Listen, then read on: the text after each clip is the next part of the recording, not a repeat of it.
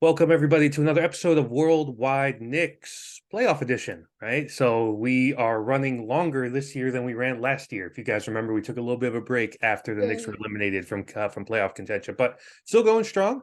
It's me and Rafa tonight. Alex is preparing for final exams. As if you guys don't know, Alex is a teacher. He is not a full-time podcaster. So, and none of us are full-time podcasters, but he is absent today. But me and Rafa are gonna hold it down, talk about a couple things. So we're gonna kind of put a bow on the Cleveland series because last time we guys talked, they had not won Game 5 yet.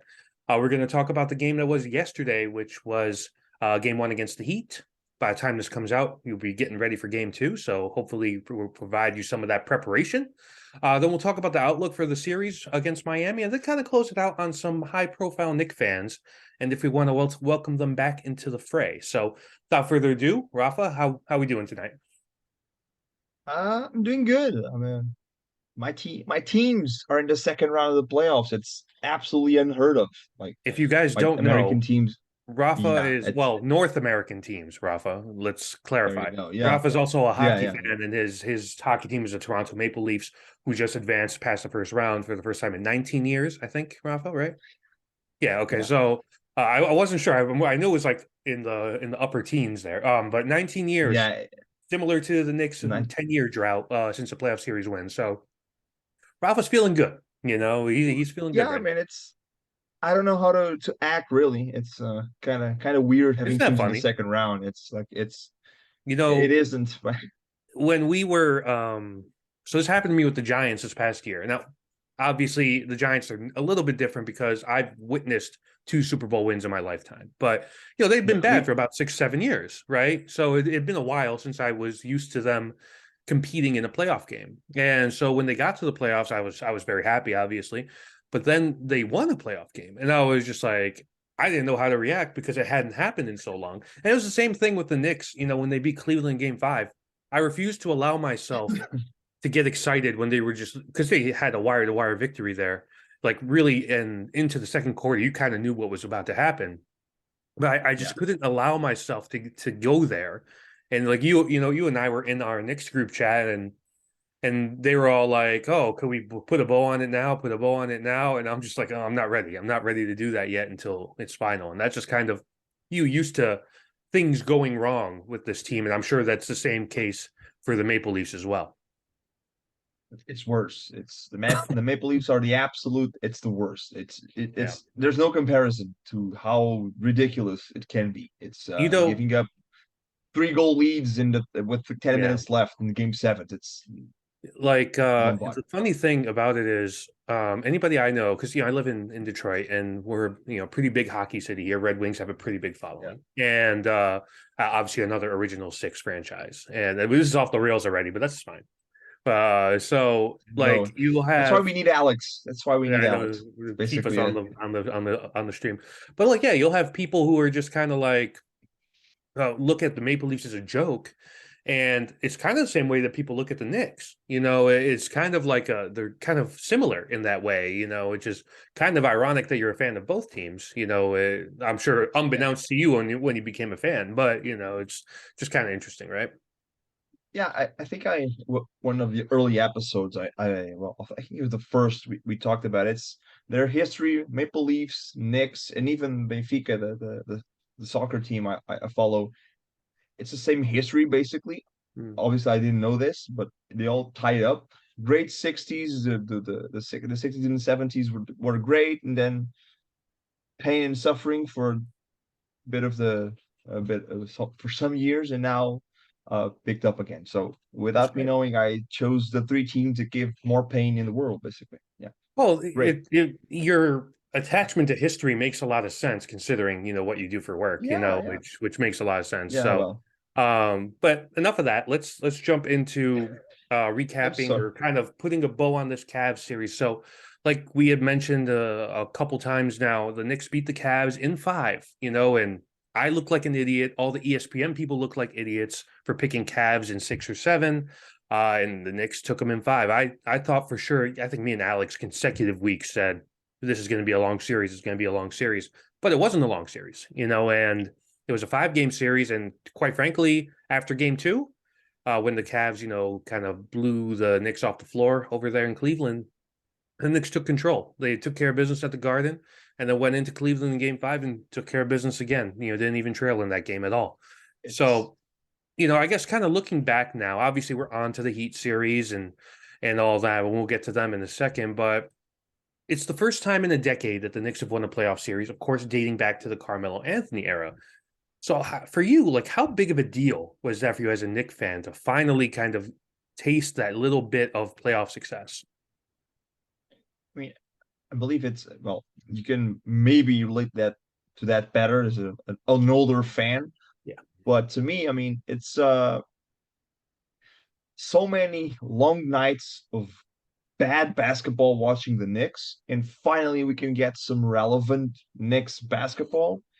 It's, I mean, we were talking right before recording it's a bit emotional, and it's a first round win. I mean, it's crazy how uh, attached can you get to a team, and so how much you struggle with that team, and have a little bit of success to be this enjoyable. I mean, the more you suffer, the best is the reward. So but yeah, It's man, like it wine, was almost Rafa. The longer it yeah, ferments, the better it tastes.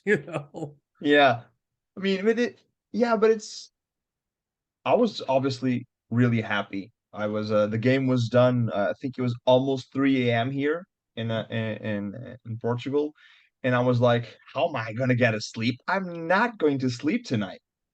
And I was here. I was just listening to music, listening to Nick's songs, just buzzing, pacing back and forth. I even woke up my wife. She was like, "Aren't you going to sleep?" And I was like jumping. I can't, like a Shout kid out Maria, in man, sugar. for putting up with this fandom, right? Shout out to Maria Oh for my sure. God.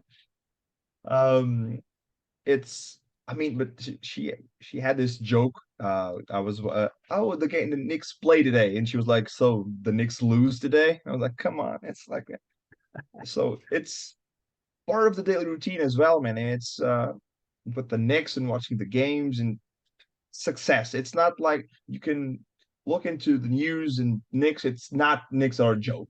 It's not Mhm. for the first time in many, many years. It's not a joke. It's not talked about Dolan, about firing this guy and the other, trade Right. this and that. I mean, it's finally You positive know, news that you can actually enjoy. the fan reaction to some of this stuff though has kind of been indicative of the way we're wired, because you're in the middle of a playoff series and people were talking about trades in the offseason, and it was just like, guys, let's get to the offseason first. We're still playing, and like we're still Yeah. in the tournament, and but kind of doubling back to a couple things you said, this being a fan of this team, if you're I want to say if you're like in between the ages of 20 and like 45, is incredibly difficult because we haven't really had a lot of success. And we've had failed acquisition, failed draft pick, failed coach, failed GM, failed president.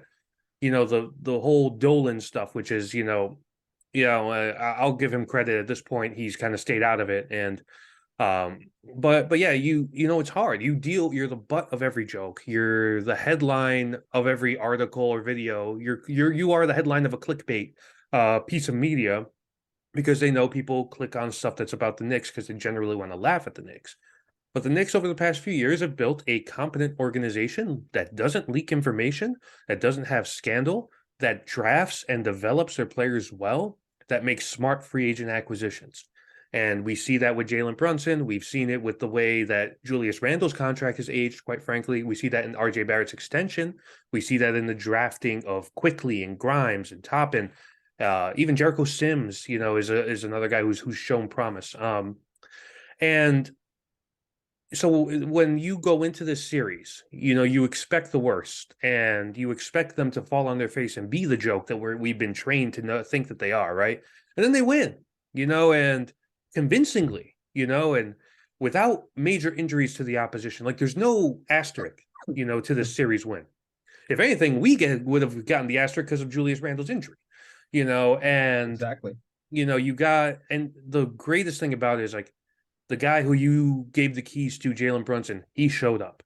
the guy you just extended this offseason that you could have traded for Donovan Mitchell, by the way, in RJ Barrett. Yeah. He shows up the last 3 games of the series.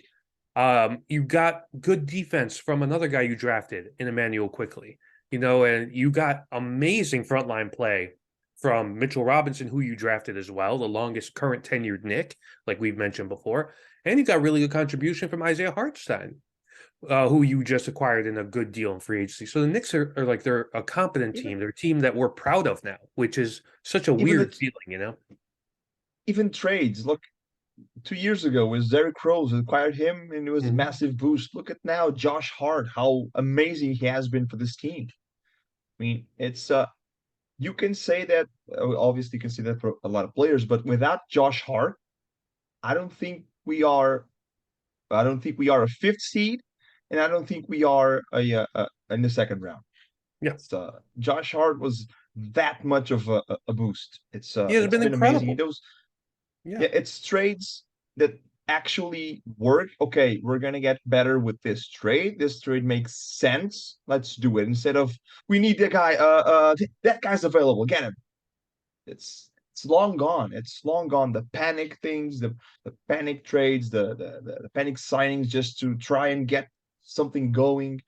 I mean, it's good. It's great. It's a new life. Again, people shit on Dolan all the time, but Dolan has been hiring guys that promised him the best Knicks ever, and they couldn't deliver. Phil Jackson's still getting paid by the Knicks. It's a catastrophe. And now we get, okay, let's try it with this now. Let's give him time. It's the coach not changing coach every second because it's not a hot seat. We're actually trying to build something. So yeah, I mean, it's how many coaches did Melo had, for example? Right. 50? I mean, come on.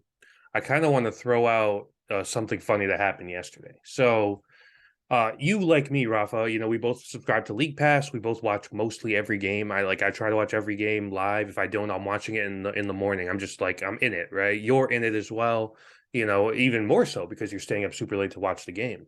And so at halftime, I actually went to meet up with a friend of mine at a bar to grabbing some dinner, and then we were going to the USFL game in downtown Detroit after.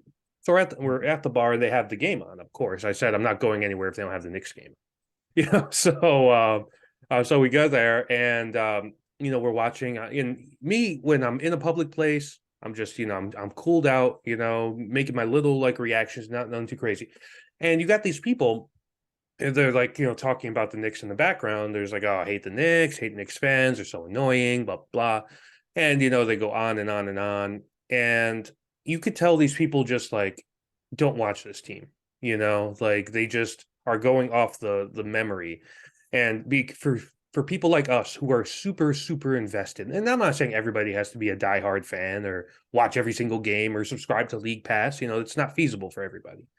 But being able to kind of watch this team, watch them through Julius Randle's first year, RJ Barrett's rookie season, just how bad that was. The years prior, when we were getting guys like Emmanuel Mudiay and hoping for the best, Trey Burke hoping for the best, it's just, it was hard. And this now is the reward that we get for that perseverance. But I do want to just get one last thing on this Cleveland thing before we move on to talk about Miami, which is, I guess, what was your biggest takeaway that you got from this series? I mean, I'm looking at this, and I think you might agree with this. What we're seeing not only on this series with the Knicks and the Cavs, around the playoffs, basically every playoff matchup, the team with the most experience, even if they're not the most talented, the best team, the most experienced team advanced. Not saying the Knicks are experienced, but comparing to the Cavs, they played to me exactly like we played against the Hawks, against how our kids played against the Hawks. Donovan Mitchell remind me a lot of Julius Randle in that series, trying and then just screw this. It's not worth it, and he disconnected a bit. Garland struggled, Mobley struggled, everybody struggled under the Jalen Allen said the lights were too bright. I mean, Why would you say that? Like, I mean, can you do you maybe understand how bad of a comment that is?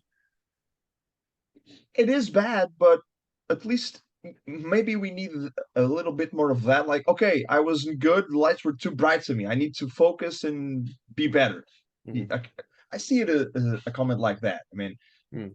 he's the same guy that went into the press conference and said, "Oh, we played really good defense." Apparently not. Like, it's the same guy. Like, it's different league, different types of players. Players don't they say what they want, if their Right, feelings, right. whatever. It's a different thing. I don't take that poorly, but it's they struggle with it with the game. They struggle at MSG. Brunson had playoff experience with the Dallas was in Dallas, especially when Doncic went out. He had that experience. I mean, Mitch had everyone had a bit of experience, and they knew, okay, it's playoffs. We've been here. Let's do this again. Let's do this properly. And the Cavs, I think, felt that pressure a bit. And the, the Lakers, they beat the Memphis Grizzlies. I mean, experience. It's Warriors LeBron is over the experienced. Kings last night. Yeah. Exactly, experience. But all these teams will be better next year. And now I think that this series between the Heat and the Knicks is the same thing. The most experienced team. You saw how Kyle Lowry just went off with experienced player, that all the tricks in his bag just to get it controlled. It's a learning experience to the Knicks as well. So that's my biggest takeaway of these playoffs, entire playoffs. That how important the playoff experience, playing in these moments, means to players Man, in the long run. I threw you up a lob, hoping you were gonna wax poetic about RJ, and you didn't take the lob. So No, I'm gonna go ahead and pull no, it back, and I'm gonna go ahead and talk about RJ. So my biggest takeaway is the ascension of RJ Barrett. So we signed him to an extension. You and I were both advocates of that deal. We even said, hey, give him the max, yeah, whatever. So they get him on a good deal, and throughout the regular season, he had ups and downs. He wasn't, amazing, but he still had his moments, right? He played so well in the end, like the last 3 games of this series. Aggressive, the playmaking was there, the defense was there, and the shot making was getting better, and we yeah, saw, and I was like, okay, is this, for a long time now, I've been saying the Knicks either need RJ to be the third star, or they need to go out and get a third star or a second star, and if Julius is the third, whatever. Point is, you have to have 3 high yeah, level yeah. players with Jalen and Julius. And he showed, I don't want to be too premature. They still have a series to play, obviously, with Miami, which we're going to get to in a second here. But he he showed you, he's like, hey, I can be that. I could be that guy who you can rely upon in money time, in the playoffs, when like legacies are forged and all that. I could be that guy. I'm blue chip, RJ Barrett from Duke, #1 high school player, played for my national team at 19 years old. That whole thing, that guy. And I think it kind of changes the calculation for this team moving forward a little bit, right? Because if he is indeed Yeah. that guy, and you think Julius is a building block, and Jalen is, then they're probably making some sort of move to, get more veteran presence for playoff time, and building around those 3 guys. Basically getting what Memphis lacked, which allowed them to lose to the Lakers. And that's my biggest takeaway. It's like he's been a revelation. At Yeah, the beginning of the series, I was like, hey, he's the key, right? Like if he has a good series, they'll we win. all I were. said Yeah, that. yeah. Yeah, that's what we all thought, right? And he had a And great series and they won. it's even more impressive how he turned up in a moment where a guy who's been everybody was talking to Emmanuel quickly took a nosedive. Yeah. It's He's had a bad playoff. Mm-hmm. if yeah, he has a offensively horrible. Tibbs went with him last night, tried to get another ball handler, but he cannot make a shot. He cannot handle the ball and create. But we'll get to that. I mean, obviously, I will agree with RJ Barrett praise. Obviously, I mean, but this and people say, oh, because especially it's good that happened. This happened with Randall on the floor. even a hobbled Randall, but with Randall on the floor. I mean, uh, game five, Randall started out really well, and RJ was still getting his, and Brunson was still getting his as well. So I think this was the plan all along to begin the season, but RJ had just again played himself out of that role Yeah. and quickly played a bit into that role as well, the sixth man and all that. So yeah, I mean, it's I love to me. I said it before. I mean, even in the games one and two, I don't think his shooting was bad. He wasn't finishing, but I still love the way he played defense. How he played. I was playing. He was playmaking around here. I love that from him. It's we said it before the series. If he can be a playmaker, that will help. And he Mm. was that and added the finishing, which is well pretty good. He was finishing. He was doing whatever he wanted in that Cavs series. Ended up doing that. Um, he didn't have he had a pretty good first half against the Heat as well. So continuing into the next round and the next team you play against, it's even more encouraging because I was a little bit and everybody was a little bit. RJ continues this against the apparently well he did shot 50% again from the field, which is Yep.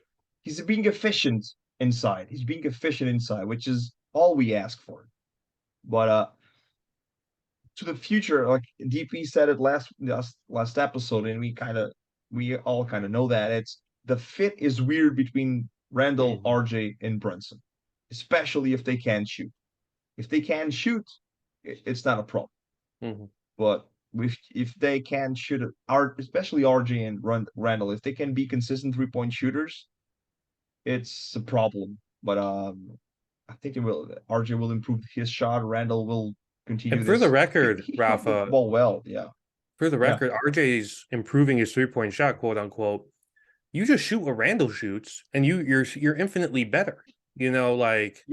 Like Randall this Absolutely. year was like 35, 36% from three. That's really all we need in that term. From like this is a bad shooting team, like which we're going about to talk about in a second against about the Miami series. The Knicks aren't a good shooting team. Quickly streaky, Toppin streaky, Randall streaky, Barrett streaky, everybody's streaky. Like from beyond the arc, and so that's something they deal with. But if you get RJ to go from that 31, 32%, which I think he's at this year, to that 35, 36 range, you don't even need him to be at that 40 from a couple years ago. It's you just have him at that, and this team is infinitely more dynamic on offense. And I think he's getting there. Like we've kind of, I think 95% of the time been a very positive RJ podcast as a whole. And Yeah. like we criticize him when he deserves to be criticized, but at the end of the day, this is a guy that there's a reason they took him with a third overall pick. That this was no fluke Over Gar over Garland, right? And over who Darius showed up in Garland. the Yeah. series, and so we're hoping to see it more against Miami. You mentioned we saw it in the first half a bit. I'm not going to lie to you, Rob. I'm watching this first half. I was like, oh, RJ's going to drop 40. Okay, like I thought that, and of course it didn't happen that way. But so that brings us to that series. So the Knicks draw the Heat, which was a surprise. A huge upset in the first round for an 8 seed to beat the number 1 seed Bucks in 5 games, nonetheless. Yeah. That game 5 was insane. I was actually watching it because it was right after the Knicks had clinched. I, like you, couldn't fall asleep, so I was watching the end of that game and the end of the Warriors Kings game. And Jimmy Butler was just magnificent in that series, especially the last 2 games. And we played them in game 1 yesterday afternoon, ended up losing 108 to 101. Knicks struggled from 3-point range. I think there were 7 of 34 or something like that. Brunson didn't make a single three. Obviously, no Randall, so we started Obi. Obi, I don't know if you noticed this, Rafa, most threes taken in the game alongside Gabe Vincent. Uh, Um, yeah. 11. 11 3-point attempts. Yeah. It's 5 for 11. I mean, it wasn't atrocious, Is like, it 5? I think I or thought it four, was four. I'm 4. sorry, four, 5. four. Yeah. Oh, okay. Yeah. 4 for 11. Sorry. Yeah. And it's like, it's not great, but, if he makes one more, you're like, oh, it's a pretty good shooting night, So, Yeah. but I guess what was your reaction to that game and how it unfolded? Well, adjustments. Mhm. And Spoelstra is a hell of a coach as well. He's no Bickerstaff, Yeah. that's for sure. And you kind of saw the adjustments, and we couldn't make a shot to save our lives. It was ridiculous, man. How many threes did we made that game? It was like RJ had one, quickly had one, grab 7, 8 7, threes yeah. that entire game. 7 of 34. Ridiculous. 7 of 34. That's insane. And that's the second half, beginning of the second half, the third quarter. We only shoot threes. It was ridiculous. I mean, Mhm. everybody's saying, "Oh, that's the shot that Heat were giving us." Well, but Brunson and RJ were finding the open man because those threes were wide open. Obi had wide open threes. Brunson had wide open. RJ quickly. I mean, we're shooting air balls. We're shooting short, long, to the left, to the right. It was incredibly bad. And well, if our team was shooting that bad, well, let's continue backing him the paint. Let's Mhm. kill every time they let's kill the guy who's penetrating, killing RJ Barrett, killing Jalen Brunson with no calls whatsoever from the referees. Um, I mean, obviously, if you shot the ball well, we would the referees weren't a conversation even, but yeah, it was a little to me it was a little mm, some of those calls, but um, I mean, we didn't exactly play a bad game. Mhm. Both Brunson and RJ were around the possible triple double, but so one was 26, the other at 25, something like that. So they showed up. Obi had 18 points, but he couldn't get inside. It was just from outside shooting, basically. And I mean, no one else showed up to help offensively. That's a game where you needed, especially Emmanuel quickly, to be in that game offensively to do something, a floater, mid range, something else. I mean, we kind of fell short. I think we needed Randall a bit. Yeah, I Mhm. think we and not only did we need Randall, we need the second unit to be uh, put back together.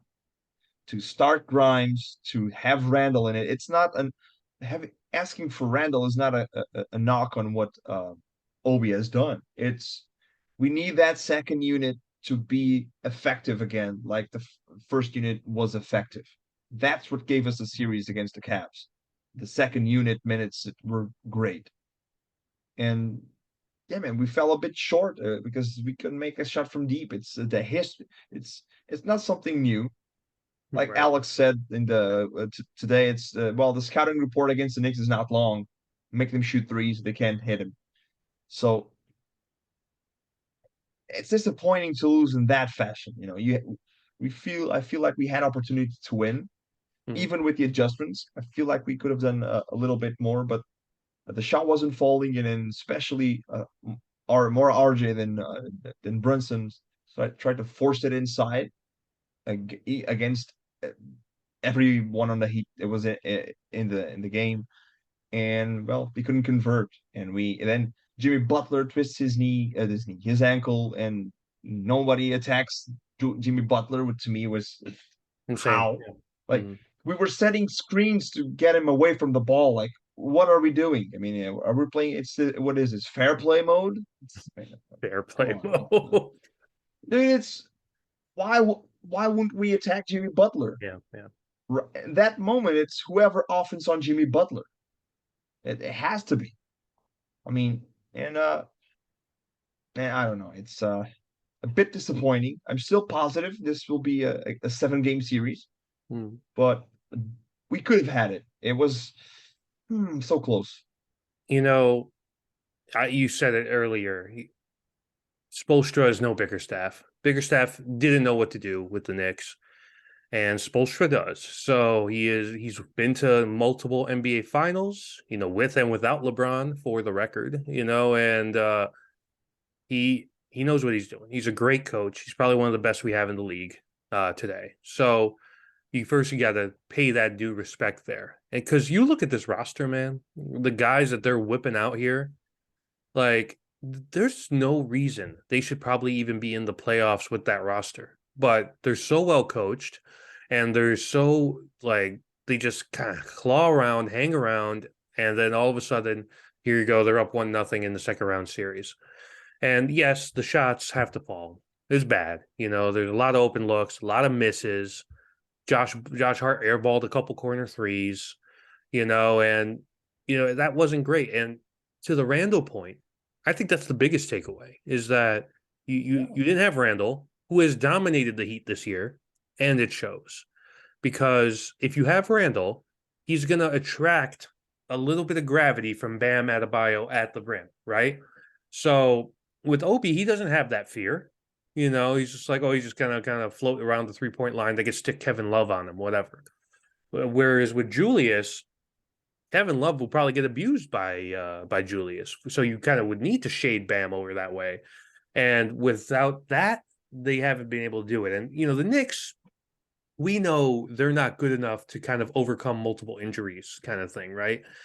And they're kind of like a chain, right? If you have one bad link in the chain, all the rest is going to fall apart. And you don't have Julius, so you, as a result, take Obi off the second unit, and you've taken Josh Hart off that second unit because Quentin Grimes is still kind of coming back in, his legs back from his injury.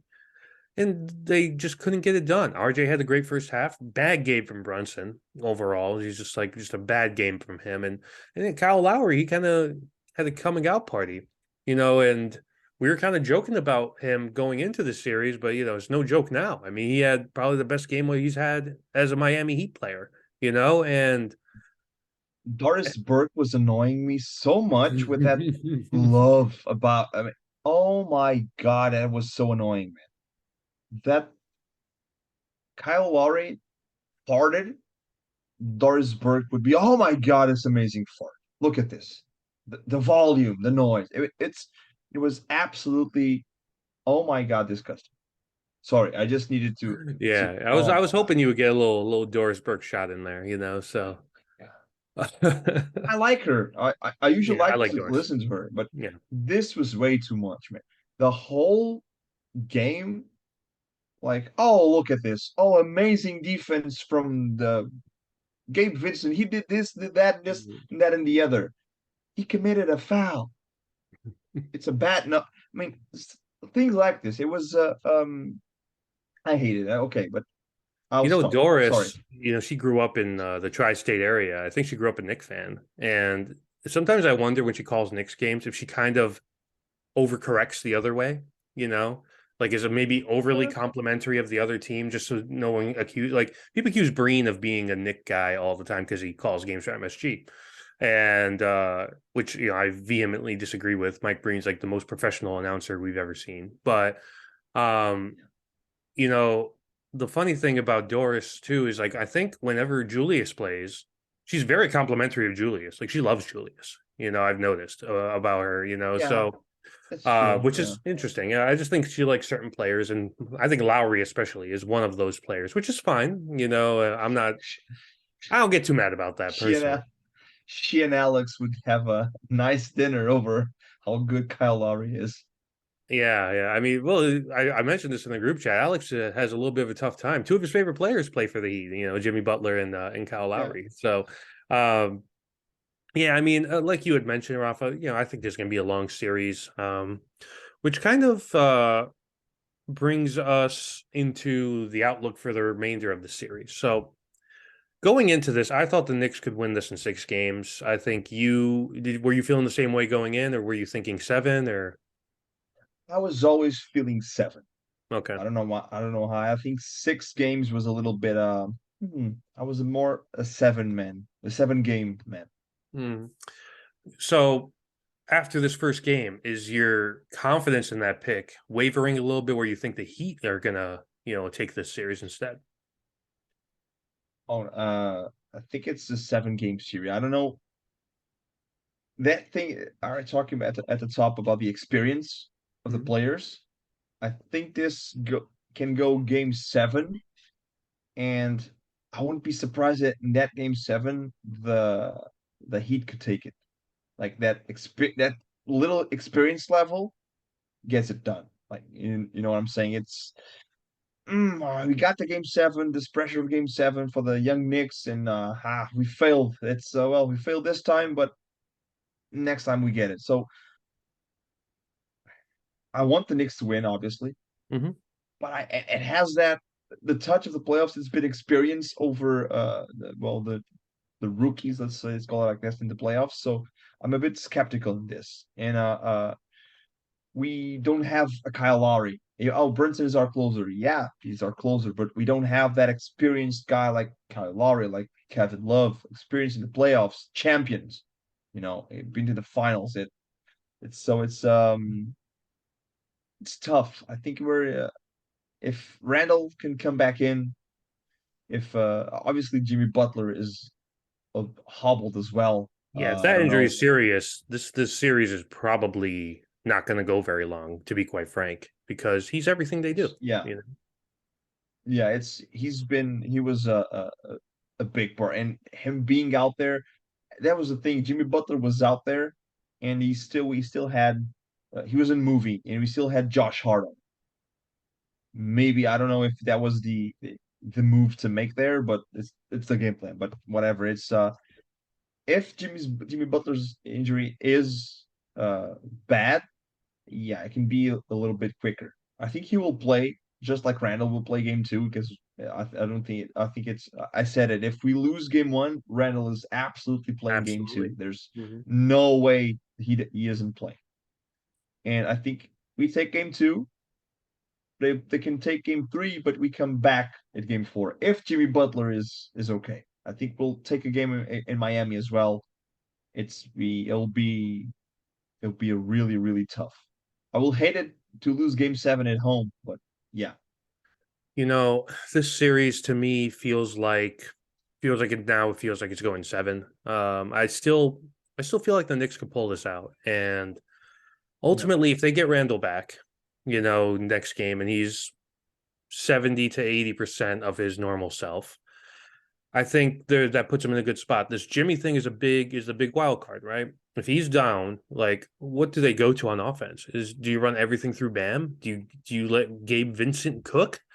Like do you give it to get put in the hands of Kyle Lowry? I mean, it's just this team when you look at them again. I said it before. When you look at them on paper, man, it's just like they're giving Haywood Highsmith meaningful minutes. Duncan Robinson, who can't defend a leaf is kind of getting big major playoff run here. And Caleb the Martin, like yeah, I mean, yeah, Caleb Martin, Cody Zeller, it's just like these guys, yeah. So like from a roster talent perspective, the Knicks should be able to hold their own against these guys, and they had a bad first game. And I think you're seeing the excellence of Spoelstra here. How good he really is. absolutely.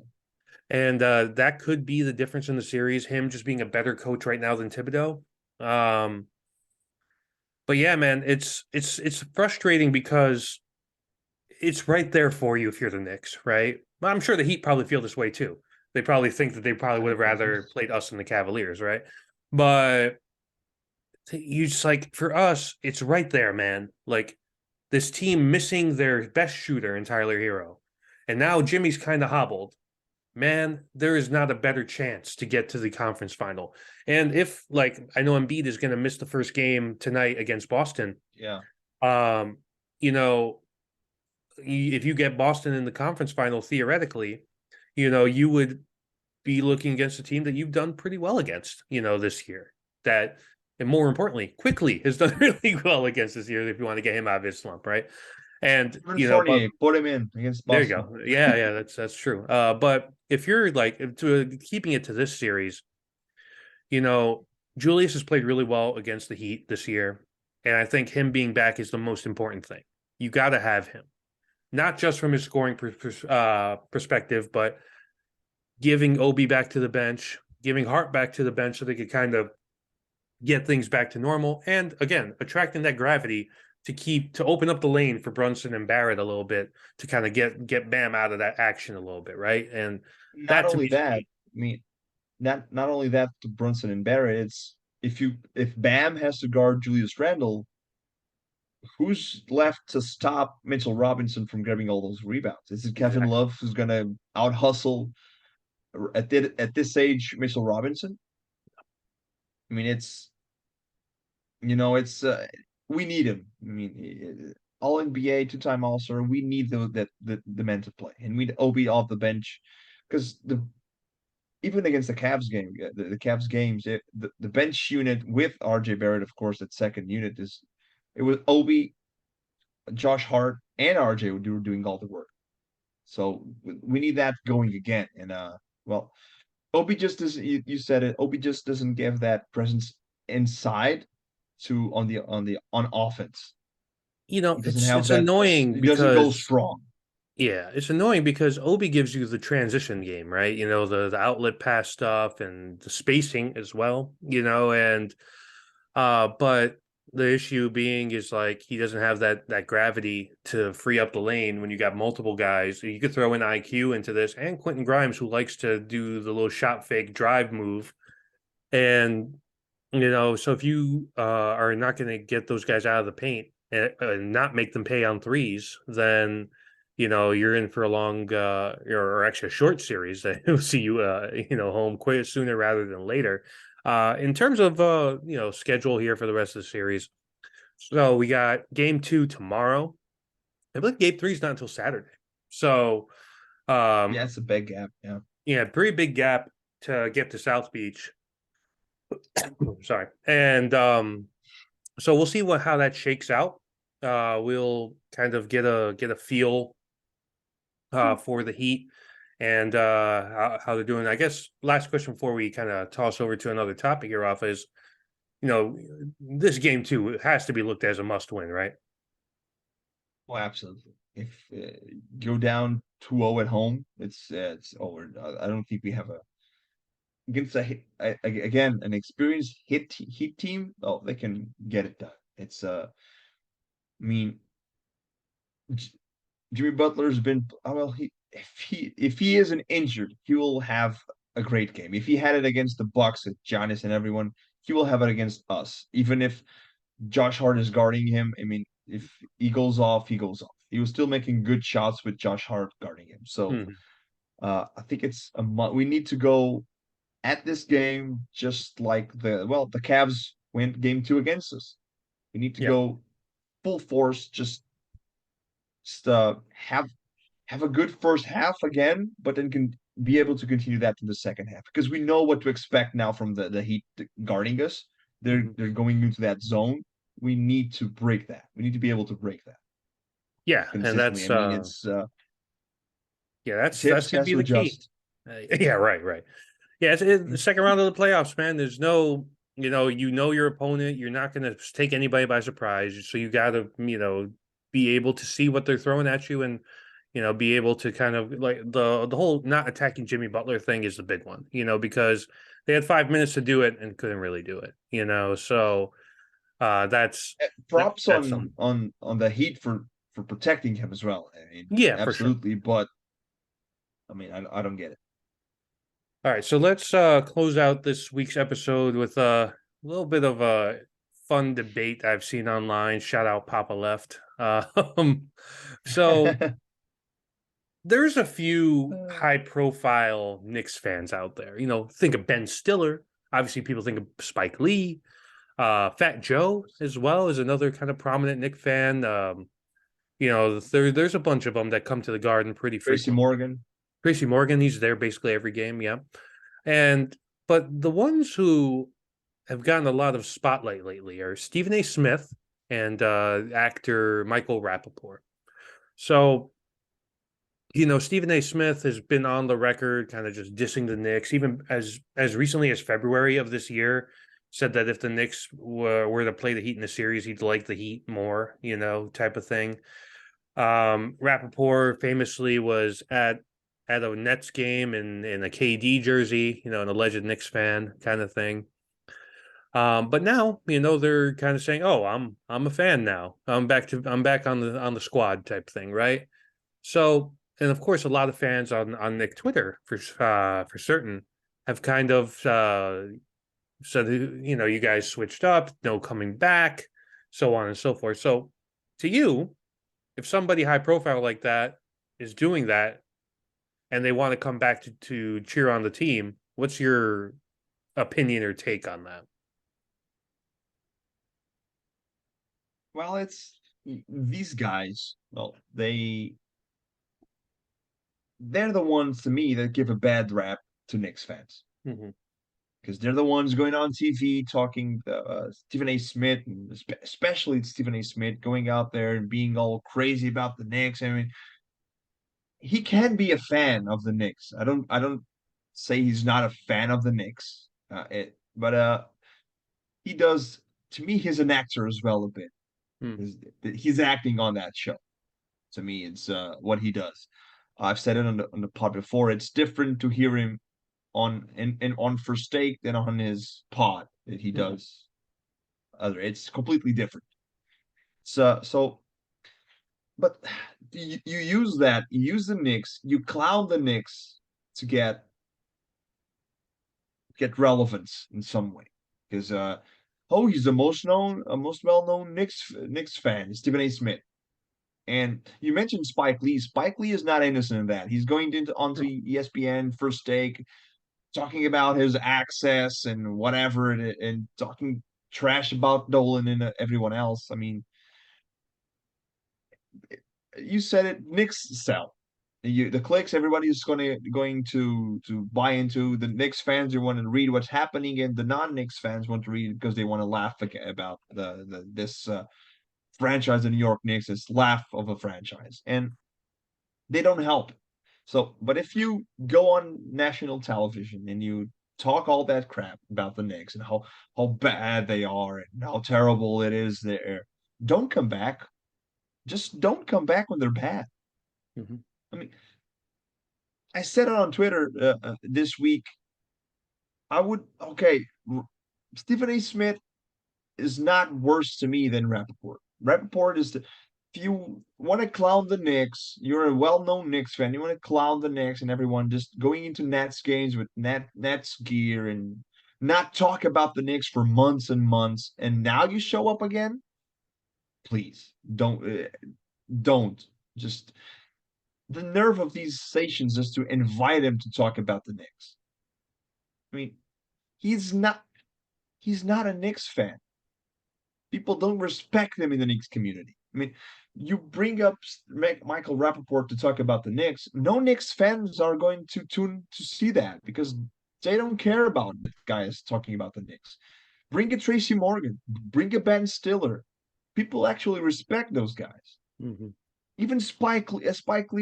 I mentioned Spike Lee in a more negative way, but Spike Lee's always there at the Garden. The players respect him. How long haven't you seen Stephen A. Smith and Michael Rappaport at the Garden? Oh, Rappaport, I can't remember. I know Stephen A. Smith was there beginning of last year, and then they got beat down by, I can't remember. I think they're playing Memphis, and they got beat down, and he was like, "Oh, I'm never coming to the Garden again." After that. Yeah, I mean, he knows it's not. If he comes to the Knicks, if the Knicks show him on TV or on the screen, he's going to get booed. Mm. He doesn't want that. He knows that. He doesn't want that.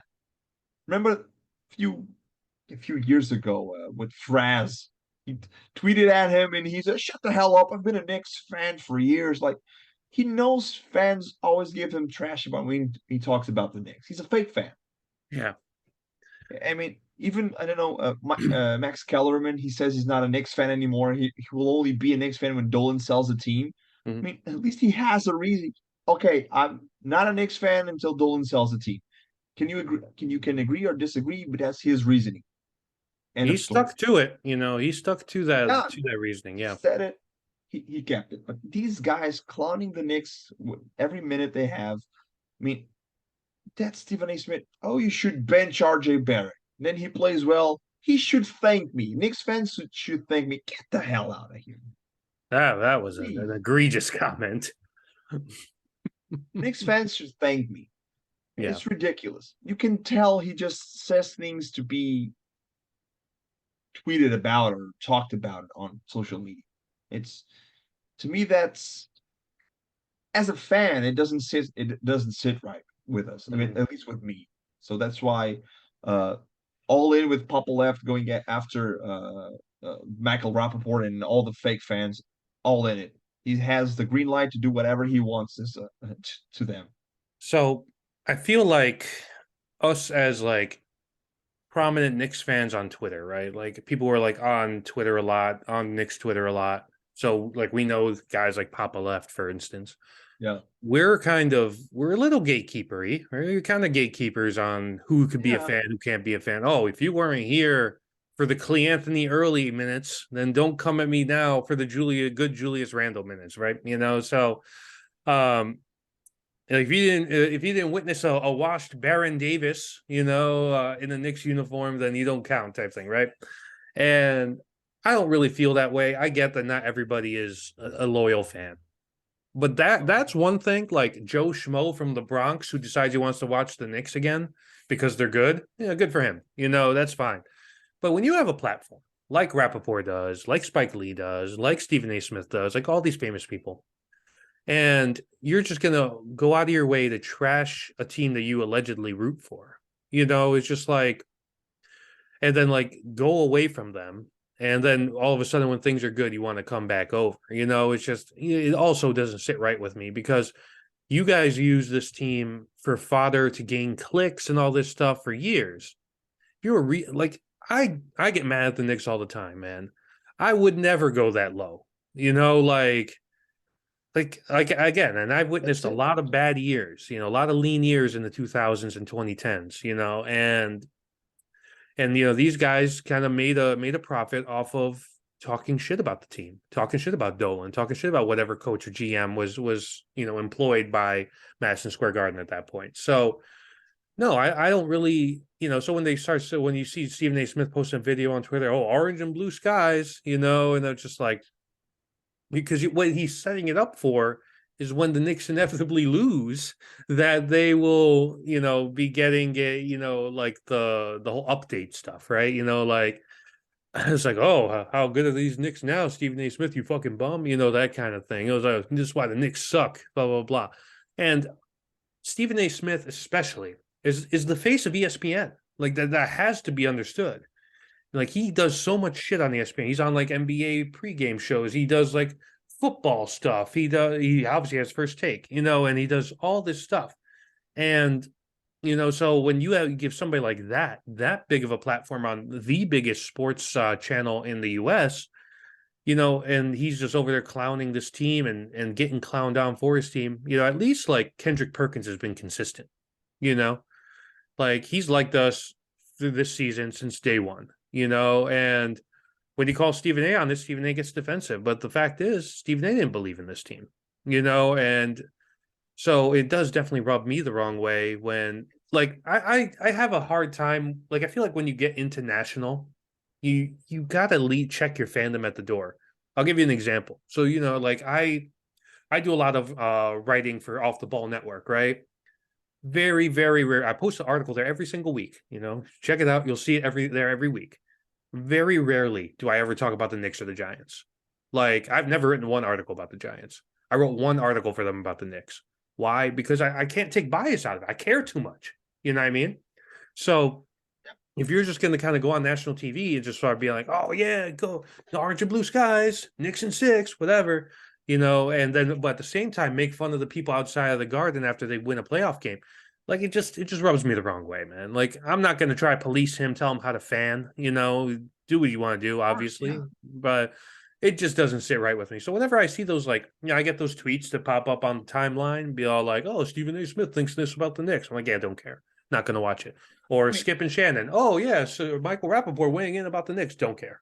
I'm not going to give it the oxygen because if you really stand on the fact that these guys are clowns and they don't represent us, right?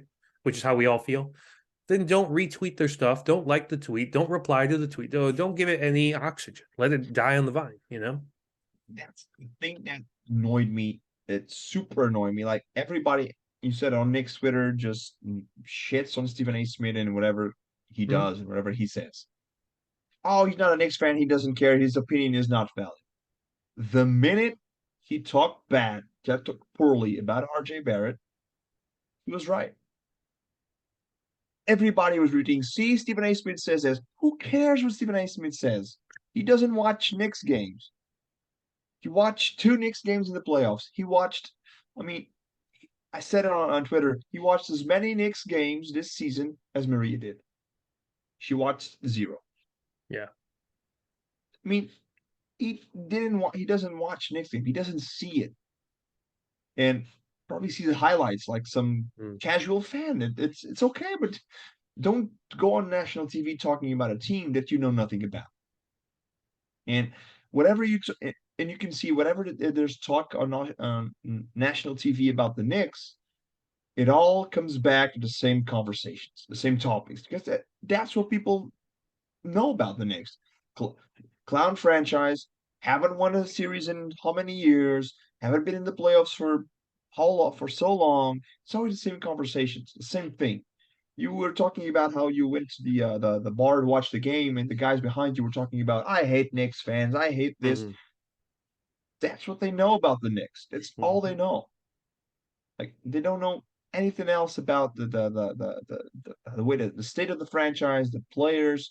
It's what is on TV. And Stephen A. Smith helps that. I mean, remember that at the draft when they had Stephen A. Smith and Spike Lee commenting on the Oh draft God. Yeah. for the Knicks, and the Knicks picked, I think it was Dieng, but it was for a trade, and they both got on their knees just going, oh, like why? Why? You That know, trade was made to get Jalen Brunson. mhm. Now what? You know what kind of what this reminds me of is, Chris Herring, who, wrote the book in your background there, Blood in the Garden. He I was listening to him on the Low Post a few weeks ago, and he was kind of talking about the Knicks got brought up obviously because they were like kind of previewing the Cleveland series or whatever.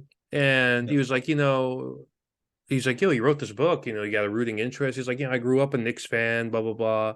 I watched those teams. But, once you start writing, because he writes for Sports Illustrated, once you write national, you can't go back to that. You got to give up the team, And so sometimes I feel like guys like Stephen A., guys like Rappaport are kind of having their cake and eating it too, but more so Stephen A. Because, like, how are you going to just cover the NBA as a whole and then like cherry pick when you're a fan of a team? It's just very weird to me. Like you see this with prominent Lakers fans as well, So it's not just like Stephen A. Smith. There's other people who do this, but yeah, I think like eventually you have to kind of let that go if you're going to have a national platform like that. And I think Knicks fans are right to kind of, say, yeah, we don't really accept you. I mean, but the way he's going to look at it is like, I don't care if you accept me or not. I'm gonna root for this team regardless, right? So, that's his prerogative. But especially the first take with Stephen A. Smith, it's less of a sports commentary program, Mhm. more of sensationalist, or how do you say it? Think for the media for let's have some fun. Like he's thinking about what are the two things Stephen A. Smith is known about: Knicks and trashing Cowboys, Dallas Cowboys in the Yeah, NFL. yeah, That's it. How about them Cowboys? You're wearing a hat and everything, and they collapse. yeah, yeah. That's what he's known for. Right. Like the crap. It's not about sports. It's about making fun, and people just Just tune into that. entertainment, man. It's entertainment, right? That's all it is. Exactly, entertainment value. I don't know what I tried to say before. Uh, but it's entertainment. It's not sports informative. You have a lot better shows for that. I mean, you talked about Kendrick Perkins. Kendrick Perkins actually tries to talk as well. Sometimes he talks out of his ass, but he gives his opinion on sports and what is happening with the teams. Hmm. Right. And this, even the guests they have, it's like just have some fun, just not talk about the sports and the games itself. I mean, Skip Bayless and Shannon do that more than Stephen A. Smith. Yeah, I mean, yeah, so yeah. yeah. Have we It's funny, have man. we shat on them enough? Yeah. I think it's enough. I think that's enough for one episode, right? But I do want to say for us, like for Knicks fans, you got podcasts like ours. You got, Knicks Film School, Knicks Fan TV, Nickish, all these, even like the Twitter Spaces that friend of the pod Brutus likes to host, right? You got a lot of other ways to get your Knicks content. It doesn't have to be ESPN or Fox Sports One, and that's to me the thing. So Knicks fan Wilding, I can't forget to mention our boys Mario and Don Juan and Zebo, and so there's a lot of ways to get your Knicks fix, and it doesn't, like I said, it doesn't have to be through Stephen A. Smith or Michael Rappaport or Skip Bayless or Shannon Sharp or whatever the case may be. And so just kind of remember that next time you want to consume some content about the Knicks. But that is going to wrap it up for another episode of the Worldwide Knicks podcast. Omar and Rafa here with you. So if you guys liked what you heard, make sure to like and subscribe on YouTube. Make sure to subscribe and rate on Apple Podcasts and Spotify. If you want to follow us on Twitter, that handle is at WW Knicks Podcast, where Rafa likes to complain about people talking bad about RJ Barrett, which I agree with. And RJ should not have been criticized after yesterday. So, but that's another edition of the pod done. We will see you guys next week after games 2 and 3 to recap those games. And hopefully we're talking about a 2-1 series lead, man. And we there will, you go. yeah, right. And we're not staring down the barrel of a sweep, So let's put that good energy out there. So, yeah, I know, right? All right. So why, Omar? Why? On behalf of Rafa, it's Omar signing out. Another episode of Worldwide Knicks. We'll see you guys next week, and go Knicks.